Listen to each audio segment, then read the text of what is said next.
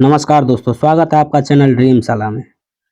अगर आप 2027 में 10वीं की परीक्षा देने वाले हैं तो आज की क्लास आपके लिए सबसे महत्वपूर्ण होने वाली है, क्योंकि आज की चैप्टर पाटलिपुत्र वैभव अर्थात संस्कृत के दूसरे चैप्टर हम लेकर आए हैं। इससे पहले हमने संस्कृत के दूसरे चैप्टर का पहला सब्जेक्टिव और चैप्टर को पढ़ा दिए हैं, और आज हम इस क्लास की सबसे इम्पोर्टेंट वीवीआई ऑब्जेक्टिव लेकर आए हैं। अगर आप लोग इस क्लास को देख लेते हैं तो आप लोग को 2 से 3 नंबर फिक्स है। चलिए बिना समय गंवाए आज की क्लास को शुरुआत करते हैं। देखते हैं आज की कोई पहली क्वेश्चन क्या कहता है।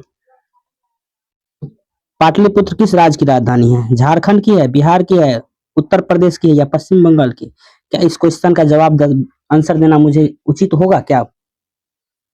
चलिए देख लीजिए, इसका आंसर क्या होगा? बिहार होगा। आप लोग भी कमेंट करते रहिएगा किसका क्या आंसर होगा।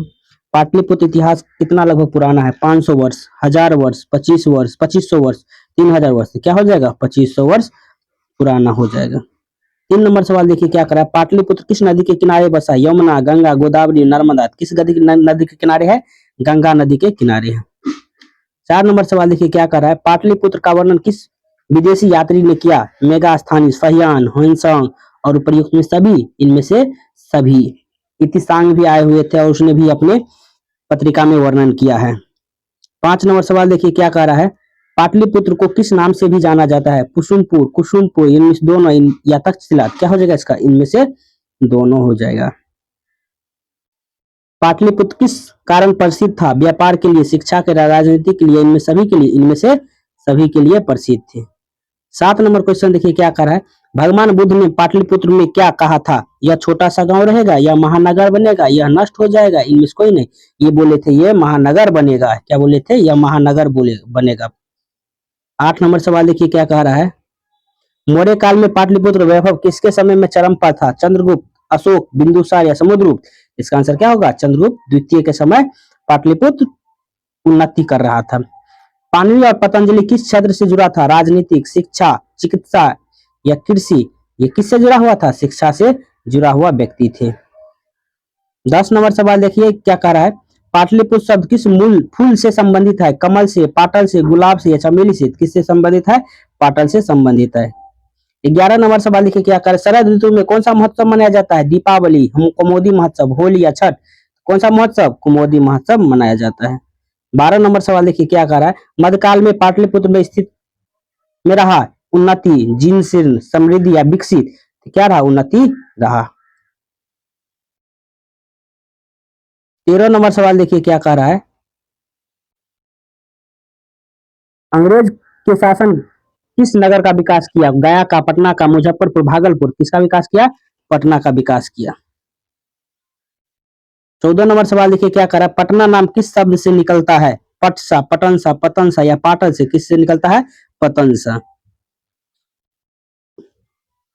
पटना की पालिका देवी कौन है? दुर्गा है, पटन देवी है या काली है, सरस्वती है? तो पटना की देवी को है पटन देवी है।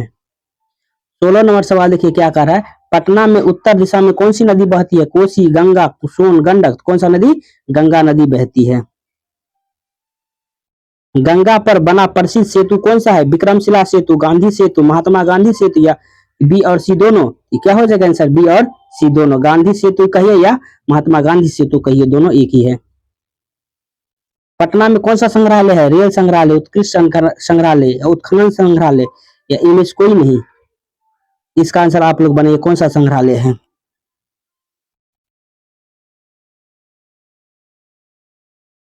तख्त श्री हरि मंदिर किस गुरु से संबंधित है? गुरु नानक, गुरु गोविंद सिंह, गुरु अर्जुन, गुरु तेग बहादुर? किससे संबंधित है? गुरु गोविंद सिंह। नानक के 10वें गुरु कौन थे? गुरु गोविंद सिंह। और उनका जन्म कहाँ हुआ था? पटना में हुआ था। पाटलिपुत्र किस कारण पर्यटन में मानचित्र महत्वपूर्ण था? ऐतिहासिक धरोहर, धार्मिक धरोहर, संग्रहालय, उपर्युक्त सभी? इसमें क्या जाएगा? उपर्युक्त में से सभी हो जाएगा। 11 नंबर सवाल देखिए क्या कर रहा है। पाटलिपुत्र का दूसरा नाम क्या है? काशी, कुसुमपुर, वैशाली, उज्जैन? क्या नाम था? कुसुमपुर। 22 नंबर सवाल देखिए क्या कह रहा है। प्राचीन संस्कृत ग्रंथों में पाटलिपुत्र की ख्याति किस रूप में है? राजधानी, तीर्थ, व्यापारिक या उपर्युक्त में सभी? प्राचीन संस्कृत ग्रंथों में पाटलिपुत्र क्या हो जाएगा? उपर्युक्त में से सभी हो जाएगा। पाटलिपुत्र का उल्लेख किस प्रकार के ग्रंथों से मिलता है? पुराण से, संस्कृत ग्रंथ से, यथावृत्त से या उपनिषद से? सभी से मिलता है। वर्तमान में पाटलिपुत्र किस नाम से प्रसिद्ध है? गया, पटना, वैशाली, नालंदा, पटना के नाम से। और पटना का पुराना नाम क्या है? पाटलिपुत्र नाम है। इस पाठ का मुख्य विषय क्या है? नालंदा, पाटलिपुत्र का वैभव, मौर्य साम्राज्य, गंगा नदी। क्या हो जाएगा? पाटलिपुत्र का वैभव हो जाएगा। 26 नंबर सवाल देखिए क्या कह रहा है? पाटलिपुत्र का वर्णन किस यूनानी यात्री ने किया? मेगास्थनी, इतिसंग या फहियान? इनमें से क्या हो जाएगा? सभी हो जाएगा। क्या हो जाएगा? सभी हो जाएगा। फहियान किस देश का यात्री था? यूनान, चीन, श्रीलंका, जापान। तो क्या हो जाएगा? यूनान के यात्री था। फहियान कहाँ के यात्री थे? यूनान के यात्री थे। हेनसांग किस नगर का वर्णन किया है? तक्षशिला, पाटलिपुत्र, उज्जैन, मथुरा। क्या हो जाएगा? पाटलिपुत्र हो जाएगा। 29 नंबर सवाल देखिए क्या कहा? पाटलिपुत्र का वैभव किस वंश शासन काल में सर्वाधिक था? गुप्त, मौर्य, पाल, नंद। तो क्या हो जाएगा? चंद्रगुप्त मौर्य काल में पाटलिपुत्र वैभव शासन में समृद्ध था। सम्राट अशोक किस वंश के शासक थे? मौर्य का, गुप्त का, पाल का, कुषाण का। तो किस वंश का था?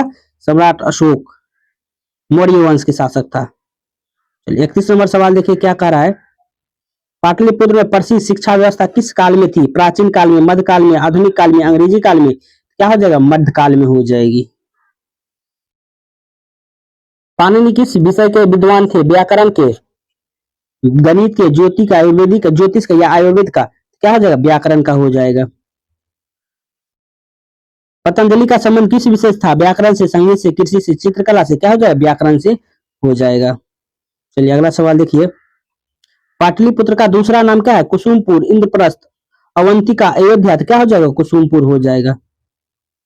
35 नंबर सवाल देखिए क्या कर रहा है? पाटलिपुत्र वैभव पाठ किस नगर का परिचय देता है? गया का, पटना का, वैशाली का, राजगीर का। तो क्या हो जाएगा? पटना का देता है। 36 नंबर सवाल देखिए क्या कर रहा है? वर्तमान में पाटलिपुत्र किस नाम से जाना जाता है? पटना, गया, मुजफ्फरपुर, नालंदा। इसका आंसर भी आप लोग बताइए, हम अभी तुरंत बताए हुए। पटना किस नदी के पर स्थित है? यमुना, गंगा, सूर्य, घाघरा। इसका भी आंसर आप लोग बताइए। पटना का अधिष्ठी देवी कौन है? दुर्गा, पटन देवी, काली, सरस्वती। क्या हो जाएगा? पटन देवी हो जाएगा। महात्मा गांधी सेतु नदी, महात्मा गांधी सेतु नदी किस पर है? कोसी पर, गंगा पर, सोन पर, गंडक पर। किस नदी पे है? गंगा पे है। तख्त श्री हरि मंदिर किसके जन्म स्थान के रूप में प्रसिद्ध है? गुरु नानक, गुरु गोविंद, गुरु अर्जुन, तेग बहादुर। इसका भी आंसर आप लोग बताइए क्या हो जाएगा। पाटलिपुत्र किस कारण पर्यटकों के आकर्षक केंद्र है? ऐतिहासिक धरोहर, धार्मिक धरोहर, संग्रहालय, उपयोग समिति। ये क्या जगह ऊपर में से सभी। अंग्रेजों के शासक में किस नगर का विकास हुआ था? पटना, गया, भागलपुर, दरभंगा। क्या हो जाएगा? पटना का हो जाएगा।